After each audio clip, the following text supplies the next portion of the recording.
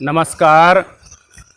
उत्तराखंड संस्कृत अकादमी द्वारा समायोजित व्याख्यान माला के क्रम में आज माँ गंगा इस विषय को लेकर मैं आपके सम्मुख समुपस्थित हूँ।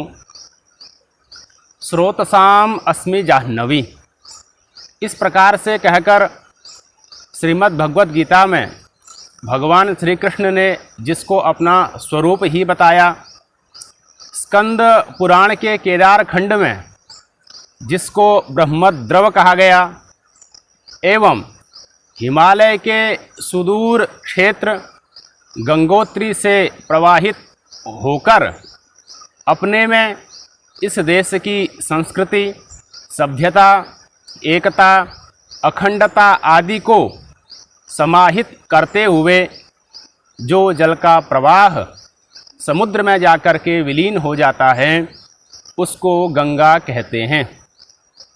गंगा के इतिहास पर यदि दृष्टि डाली जाए तो देखा जा सकता है कि राजा भगीरथ के भीषण तप के बाद स्वर्ग की नदी माँ गंगा पृथ्वी पर आने के लिए सहमत हुई।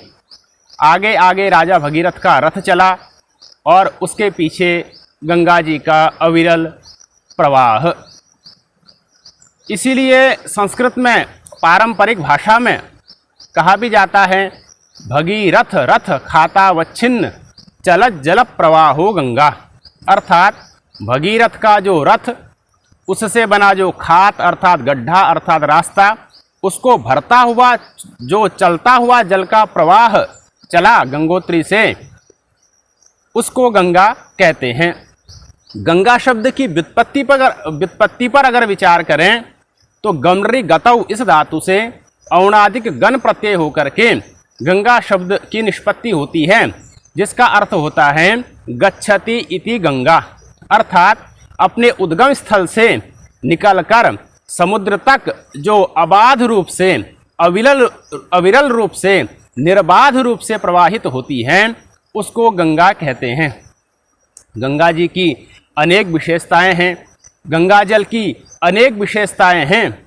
उनमें सबसे प्रमुख विशेषता गंगा जल का कभी खराब न होना, गंगा जल का कभी न सड़ना, यह है।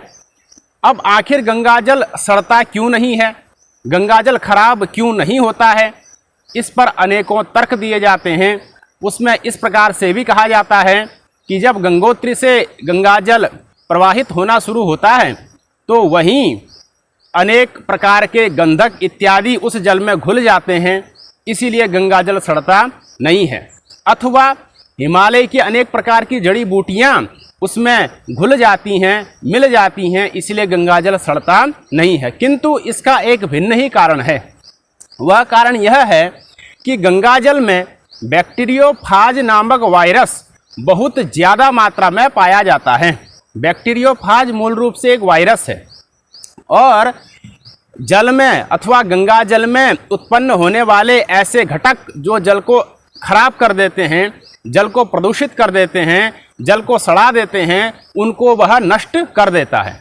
और यह बैक्टीरियोफाज गंगा जल में बहुत ज़्यादा मात्रा में पाया जाता है। जितना बैक्टीरियोफाज गंगा जल में पाया जाता है उसका केवल 10% यमुना जी के जल में पाया जाता है एवं केवल 2% नर्मदा जी के जल में पाया जाता है। यह बैक्टीरियोफाज ही वह तत्व है जिसके कारण से यह गंगा जल अमृत बन जाता है, यह गंगा जल दैवीय जल बन जाता है, यह गंगा जल औषधीय जल बन जाता है, जिसके सेवन से गंभीरतम बीमारियां भी नष्ट हो जाती हैं, जिसमें स्नान करने से हमारा तन मन पवित्र हो जाता है। वैज्ञानिकों ने अनुसंधान किया। अनुसंधान करने के बाद यह बात भी स्पष्ट हुई कि गंगोत्री वाले क्षेत्र में जहां गंगा जी अपने मूल रूप में प्रवाहित हो रही हैं, नैसर्गिक रूप में प्रवाहित हो रही हैं, वहां पर बैक्टीरियोफाज की मात्रा बहुत ज़्यादा पाई गई। किंतु टिहरी इत्यादि क्षेत्र जहां गंगा जी को बांधों में बांध दिया गया अथवा उससे नीचे वाले क्षेत्र में इस बैक्टीरियोफाज की मात्रा कम पाई गई। और अब तो भारत सरकार ने वैज्ञानिकों को यहाँ तक निर्देश दिए हैं कि वह इस बात पर अनुसंधान करें कि गंगा जल में पाया जाने वाला बैक्टीरियोफाज नामक वायरस क्या कोरोना वायरस को भी नष्ट कर सकता है। तो इस बात की भी संभावना अब देखी जा रही है कि गंगा जल में पाया जाने वाला बैक्टीरियोफाज नामक वायरस कोरोना जैसे खतरनाक वायरस को भी नष्ट कर सकता है। गंगा तट पर निवास करने से मानवीय मेधा का अद्भुत विकास होता है। इसीलिए हमारे ऋषि मुनियों ने अपनी साधना गंगा तट पर की और उस साधना से जो ज्ञान प्राप्त किया उस ज्ञान से समस्त विश्व का मार्गदर्शन किया। एतद् देश प्रसूतस्य सकाशात् अग्रजन्मनः स्वं स्वं चरित्रं शिक्षेरन् पृथिव्यां सर्वमानवाः। गंगा जी गंगोत्री से प्रवाहित होती हैं और समुद्र में जाकर के विलीन हो जाती हैं। लगभग 2500 किलोमीटर की यात्रा गंगा जी करती हैं और इस क्षेत्र में 5 प्रमुख राज्य भारत के आते हैं: उत्तराखंड, उत्तर प्रदेश, बिहार, झारखंड और पश्चिम बंगाल। इन 5 राज्यों की और इन 5 राज्यों से संबंधित जो अन्य राज्य हैं उनकी एवं इन राज्यों में रहने वाली जो आबादी है उसकी खाद्य आपूर्ति एवं पेयजल की आपूर्ति सीधे सीधे गंगा जी से संबंधित है।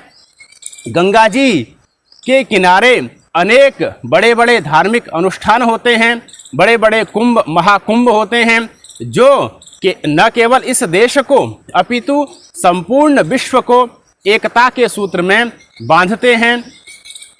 चाहे वैदिक काल हो, ऋषियों का काल हो, चाहे मुगलों का काल हो, चाहे ब्रिटिश काल हो, अंग्रेजों का काल हो, चाहे यह वर्तमान काल हो, प्रत्येक काल में माँ गंगा को एक विशिष्ट स्थान दिया गया, एक विशिष्ट दृष्टि से उसको देखा गया, माँ की दृष्टि से उसको देखा गया।